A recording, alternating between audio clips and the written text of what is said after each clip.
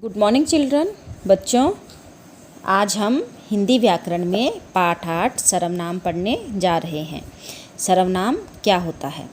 पिछली कक्षा में आपने पढ़ा होगा कि सर्वनाम किसे कहते हैं। तो मैं आपको आज पढ़ाती हूँ सर्वनाम। सर्वनाम किसे कहते हैं? तो क्या पढ़ रहे हैं बच्चों आज हम? सर्वनाम। मैं कुछ वाक्य लिखूंगी, उसके द्वारा मैं समझाऊंगी आपको कि सर्वनाम क्या होता है। राम एक लड़का है। ठीक है, आगे देखिए। वह 7 साल का है। उसके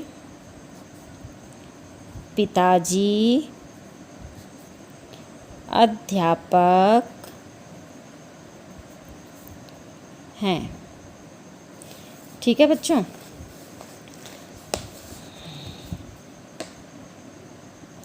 अब देखिए, राम एक लड़का है, वह 7 साल का है, उसके पिताजी अध्यापक हैं। ठीक है, अब यहाँ पे राम क्या है बच्चों? हमारा राम क्या है? संज्ञा। नाम है ना वो किसी का, तो ये क्या है? संज्ञा शब्द। संज्ञा शब्द है।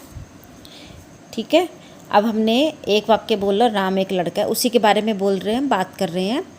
आगे वह 7 साल का है। अब हमने यहाँ पर राम ना लिखकर उसकी जगह हमने क्या लिख दिया? वह।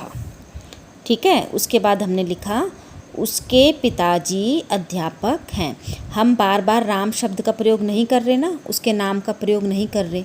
उसकी जगह हमने वह कर दिया, उसके कर दिया, है ना। तो इसे ही हम क्या कहते हैं? सर्वनाम। ठीक है, संज्ञा के स्थान पर जो शब्द प्रयोग किए जाते हैं उसे सर्वनाम कहते हैं। अब जैसे आप अपने लिए मैं का प्रयोग करते हैं अपना नाम ना लेकर, है ना। मुझे, मैं स्कूल जा रहा हूँ, मुझे खाना खाना है, मैं अपना काम करूँगा, ऐसे करते हैं ना। अपना नाम तो नहीं यूज़ करते, तो उस नाम की जगह आपने क्या यूज़ करा? मैं। जैसे आपका नाम क्या है? मान लो सौरभ है। ठीक है, तो आपने सौरभ की जगह क्या करा? बार बार सौरभ ना लिखकर आपने बोला मैं स्कूल जा रहा हूँ। ठीक है, तो आप सौरभ नहीं बोल रहे ना, अपने लिए मैं शब्द का प्रयोग कर रहे हैं। अब सौरभ नाम है आपका, तो ये संज्ञा में आ गया। ठीक है, तो आपने संज्ञा की जगह क्या यूज़ कर दिया? मैं। तो इसे ही हम क्या कहते हैं बच्चों? सर्वनाम। समझ आ गया आपको? तो सर्वनाम क्या होता है? जो शब्द संज्ञा के स्थान पर बोले जाते हैं। तो संज्ञा के स्थान पर बोले जाने वाले शब्दों को सर्वनाम कहते हैं। जैसे अब देखिए, यहाँ पे दे रखा है उदाहरण आपको। गीता पढ़ रही है, उसकी कल वार्षिक परीक्षा है, उसने हिंदी का कार्य कर लिया। तो गीता यहाँ पर लड़की है ना। तो उसको बार बार गीता ना लिखकर क्या लिखा? उसकी कल वार्षिक। हमने ऐसे तो नहीं लिखा गीता की कल वार्षिक परीक्षा है, उसकी जगह हमने क्या लिख दिया? उसकी। उसने हिंदी का कार्य कर लिया, तो गीता की जगह हमने क्या लिख दिया? उसने। अब जैसे गाय चारा खा रही है, तो वह हमें मीठा दूध देती है, उसके पास बछड़ा खड़ा है। ठीक है, तो हमने बार बार क्या करा बच्चों? गाय ना लिखकर क्या कर दिया?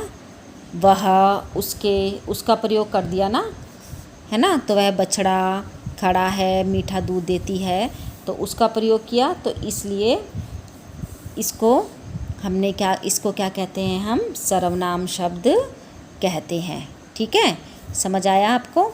अब देखिए, उपयुक्त वाक्यों में गीता के स्थान पर उसकी व उसने तथा गाय के स्थान पर वह या उन्हें या उसकी या उन्हें का प्रयोग।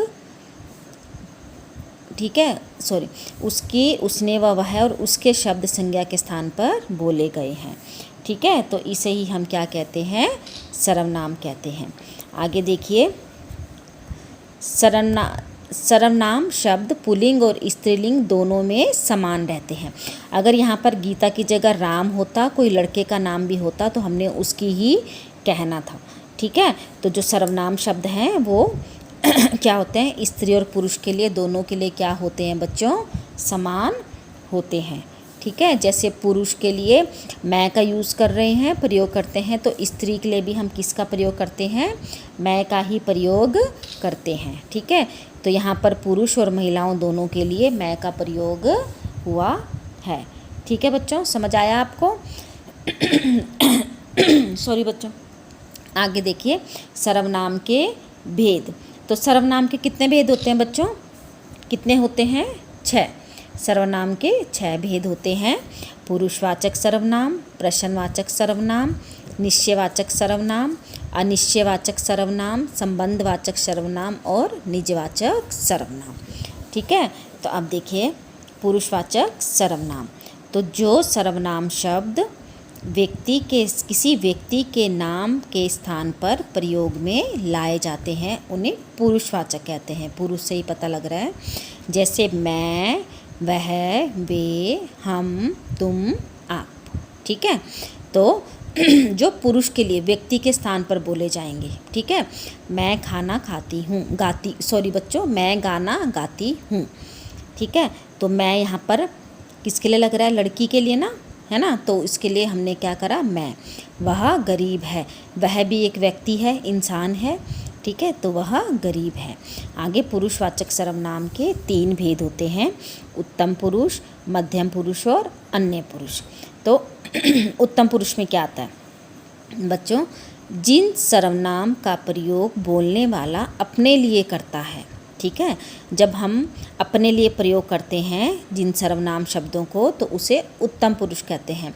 जैसे हम सब, मैं, जहाँ पर हम क्या है, अपने लिए प्रयोग करेंगे इसको, तो वो क्या कहलाता है, उत्तम पुरुष। ठीक है, जहाँ पर हम अपने लिए प्रयोग करते हैं। आगे देखिए मध्यम पुरुष, जिससे बातें की जाए अथवा सुनने वालों के लिए प्रयोग में लाया जा सके, वह सर्वनाम, वह मध्यम पुरुष कहलाता है। ठीक है, अब जिससे क्या है, जिससे मध्यम पुरुष कौन सा होता है, जिससे हम बात करते हैं। ठीक है, जो सुनता है उसे हम क्या कहते हैं, मध्यम पुरुष कहते हैं। और मध्यम पुरुष कौन से हो गए, जैसे आप सब, तू, तुम, हमारे सामने वाला, जिससे हम बात कर रहे होते हैं, तो वह मध्यम पुरुष कहलाता है। ठीक है बच्चों, आगे है अन्य पुरुष, किसी अन्य व्यक्ति जिसके बारे में बात की जाए। अब जैसे आप और मैं बात कर रहे हैं, ठीक है, तो अब आप और मैं, हम किसी तीसरे व्यक्ति के बारे में बात कर रहे हों, तो उसे अन्य पुरुष कहते हैं। ठीक है, जैसे वे, ये, यह, वह, तो ये अन्य पुरुष में आता है। समझ आ गया बच्चों आपको? ठीक है, तो ये पुरुषवाचक के 3 भेद थे। आगे है सर्वनाम का दूसरा भेद है प्रश्नवाचक सर्वनाम। तो इसके तो आपको नाम से ही पता लग रहा है बच्चों, प्रश्नवाचक सर्वनाम। तो प्रश्न, जिन सर्वनाम शब्दों का प्रयोग प्रश्न पूछने के लिए किया जाता है उसे प्रश्नवाचक सर्वनाम कहते हैं। ठीक है, जहाँ पर पता है ना, जहाँ पर कोई प्रश्न पूछते हैं, तुम कहाँ जा रहे हो, वह कौन है, वह क्या कर रहा है, कहाँ, क्यों, किसने, किसे, जहाँ पर इसका प्रयोग किया जाता है और अंत में इसमें क्वेश्चन मार्क प्रश्न सूचक चिन्ह आता है, तो वो प्रश्नवाचक सर्वनाम होता है। समझ आ गया बच्चों? आगे देखिए निश्चयवाचक सर्वनाम। निश्चयवाचक सर्वनाम, जिन सर्वनाम शब्दों का प्रयोग किसी निश्चित वस्तु या प्राणी के लिए किया जाता है। ठीक है, किसी निश्चित, पर्टिकुलर मतलब एक निश्चित वस्तु या प्राणी के लिए किया जाए, इसमें वह, यह, इन्हें, ठीक है, तो इन्हें निश्चयवाचक सर्वनाम कहते हैं। जैसे मेरे कुछ पैसे हैं, इन्हें रख लेना, तो इन्हें किसके लिए कह रहा है, वो मतलब एक निश्चित पैसों के लिए। ठीक है, तो इन्हें, अब वो कह रहा है यह मेरा स्कूल है, तो बिल्कुल वो बता रहा है ना निश्चित कि यह मेरा स्कूल है। ये यहाँ क्या कर रहे हैं, ठीक है, लोगों के लिए कह रहे हैं कि वो ये यहाँ पर क्या कर रहे हैं, उनकी तरफ इशारा करके बता रहा होगा कुछ भी, वे सब अच्छे बच्चे हैं। ठीक है, तो ये हमारा निश्चयवाचक सर्वनाम आता है। अब है अनिश्चयवाचक सर्वनाम। तो जिन सर्वनाम शब्दों से किसी व्यक्ति या वस्तु का निश्चित बोध ना होकर उसके विषय में अपूर्ण जानकारी प्राप्त होती है। ठीक है, तो बच्चों आप इसको ऐसे भी लिख सकते हैं, जिस सर्वनाम शब्दों से किसी व्यक्ति या वस्तु का निश्चित बोध नहीं होता उसे अनिश्चयवाचक सर्वनाम कहते हैं। हमें इसकी पूरी जानकारी नहीं मिलती। ठीक है, तो इसमें आएगा कोई, किसी, कुछ, कुछ एक, किसने। जैसे दरवाजे पर कोई है। अब हमें ये तो नहीं पता ना कि कौन है, लड़का भी, लड़की भी, बड़ा भी, छोटे भी, कोई भी हो सकता है। मुझे कुछ रुपए चाहिए, कुछ, है ना। पर अब ये बताया नहीं उसने कितने चाहिए। कोई कुछ भी करे, है ना, कुछ भी को क्या मतलब कुछ भी करे, ऐसे बताया नहीं, निश्चित नहीं बताया, तो इसे हम क्या कहते हैं, अनिश्चयवाचक सर्वनाम। संबंधवाचक सर्वनाम। ठीक है, ये 5वां भेद है इसका। तो वे सर्वनाम शब्द जो सर्वनाम शब्द वाक्य के दूसरे सर्वनाम शब्दों के साथ क्या दिखाते हैं, संबंध दिखाते हैं, आपस में जिसका एक दूसरे के साथ संबंध हो, जैसा वैसा, जितने उतने, जो सो। अब देखिए जैसा हमारा क्या है, सर्वनाम है ना, तो जैसा करेगा वैसा भरेगा, तो जैसा और वैसा इन दोनों का संबंध होकर हमारा वाक्य पूरा हो रहा है ना, कि जो जैसा करता है उसको वैसा ही भरना पड़ता है। जिसने चोरी की उसी को सज़ा मिली, है ना, तो जिसने और उसी ये दोनों सर्वनाम हैं, तो ये इनका आपस में संबंध बता रहा है ना। वो जिसने चोरी की मतलब जिसने चोरी की होगी सज़ा भी उसी को मिलेगी। ठीक है बच्चों, आगे देखिए, जो बोएगा सो काटेगा, कि जो बोएगा वो ही काटेगा। समझ आ गया। अब देखिए निजवाचक सर्वनाम। तो स्वयं के लिए प्रयुक्त किए जाने वाले सर्वनाम शब्द निजवाचक सर्वनाम कहलाते हैं। अपने आप के लिए प्रयोग करना, जैसे स्वयं, अपने आप, ठीक है, तो उन्हें हम निजवाचक सर्वनाम कहते हैं। मैंने स्वयं उसको यहाँ आते हुए देखा, वह इस कार्य को स्वतः ही कर लेगा, तुम गृह कार्य अपने आप ही करोगे। यहाँ पर अपने लिए प्रयोग कर रहे हैं, स्वयं, स्वतः, अपने आप। ठीक है, तो निजवाचक क्या होता है, जहाँ पर हम अपने लिए प्रयोग करते हैं उसको। ठीक है बच्चों, समझ आ गया सर्वनाम आपको। तो इसके 6 भेद हैं, पुरुषवाचक, प्रश्नवाचक, निश्चयवाचक, अनिश्चयवाचक, संबंधवाचक और निजवाचक। और सर्वनाम कहते किसे हैं, जो शब्द हमारे संज्ञा के स्थान पर बोले जाते हैं। ठीक है बच्चों, तो इसे हम क्या कहते हैं, सर्वनाम कहते हैं।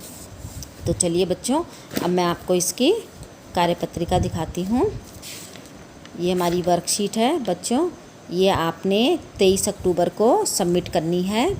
ठीक है, 23 अक्टूबर को ये आपकी सबमिट होगी। ये आपकी सर्वनाम की परिभाषा है, ये इसके भेद हैं। अब देखिए इसका अभ्यास कार्य। बच्चों आप अपनी वर्कशीट बिल्कुल ध्यान से करेंगे। ठीक है, आपने कई बच्चों ने वर्कशीट में खाली प्रश्न लिखे हैं अभ्यास कार्य का। मैंने पिछली वर्कशीट जब चेक करी थी तो आपने उसमें उत्तर नहीं लिखे। आप उत्तर वीडियो की सहायता से लिखेंगे। आपको वीडियो में सारे उत्तर दिखाए जा रहे हैं, समझाए जा रहे हैं। ठीक है, तो आप उसकी सहायता से क्या लिखेंगे, उत्तर लिखेंगे। अब देखिए, निम्नलिखित सर्वनामों को 2-2 उदाहरण लिखिए। अब पुरुषवाचक सर्वनाम का हमने 2 उदाहरण लिखना है। तो मैंने बताया आपको, पुरुषवाचक जो व्यक्तियों के लिए प्रयोग में किया जाता है ना, तो उन्हें हम पुरुषवाचक कहते हैं। जैसे हम हो गया, तुम हो गया, आप हो गया। ठीक है, तो ये हमारे किस में आते हैं, पुरुषवाचक में आते हैं। अब प्रश्नवाचक कौन से हो गए, क्या, कौन और किसने, ये हमारे क्या हैं, प्रश्नवाचक हैं। अनिश्चयवाचक में मैंने आपको बताया जो निश्चित होता है ना, यह, वह, वे, तो ये हमारे निश्चयवाचक सर्वनाम के उदाहरण हैं। अब देखिए अगला प्रश्न देखिए, रंगीन शब्दों के स्थान पर उचित सर्वनाम शब्द का प्रयोग करके वाक्य को दोबारा लिखिए। मैं आपको एक वाक्य लिखकर बताऊंगी, बाकी वाक्य आप अपने आप करेंगे। सुधीर ने, तो हमारा रंगीन वाक्य क्या है, सुधीर के मित्र को सुधीर की घड़ी दी। तो हमने क्या करना है, इस रंगीन के स्थान पर सर्वनाम लिखना है। तो हमारा क्या बनेगा, सुधीर ने, क्या आएगा बच्चों, सुधीर ने, तो सुधीर के मित्र, सुधीर के मित्र मतलब अपने, है ना, सुधीर ने अपने मित्र को, अब सुधीर की मतलब अपनी ना, उसने अपनी घड़ी दी। ठीक है, समझ आ गया। तो ये हमने सर्वनाम शब्द का प्रयोग किया। रेशमा ने कहा कि रेशमा खाना नहीं खाएगी। ठीक है, तो रेशमा ने कहा कि रेशमा की जगह क्या आएगा, वह खाना नहीं खाएगी। प्रीति ने कहा प्रीति की किताब मत लो। तो प्रीति ने कहा, प्रीति की जगह क्या आएगा, उसकी। ठीक है, राम ने कहा कि राम की बहन राधिका है। तो राम की जगह क्या आएगा, उसकी बहन राधिका है। समझ आ गया आपको। तो हमने यहाँ पर राम की जगह सर्वनाम उसका प्रयोग कर दिया, प्रीति की जगह उसकी। ठीक है, तो ये हमारे क्या हैं, सर्वनाम शब्द हैं। अब आगे देखिए, नीचे दिए गए वर्ग में से सर्वनाम शब्द छांट कर लिखने हैं। ठीक है, अब छांट के लिखने हैं। अब इसमें से कौन कौन से सर्वनाम हैं, छांटिए। कोई, कोई है ना, तो कोई हमारा कौन सा सर्वनाम में आता है बच्चों, अभी मैंने बताया था आपको, अनिश्चयवाचक, है ना। ठीक है, वह किस में आ गया, निश्चयवाचक। ठीक है, ऐसे आप इसे लिखेंगे। ठीक है, आप किस में आता है, पुरुषवाचक में। क्या, प्रश्नवाचक में। मैं, बच्चों, पुरुषवाचक में।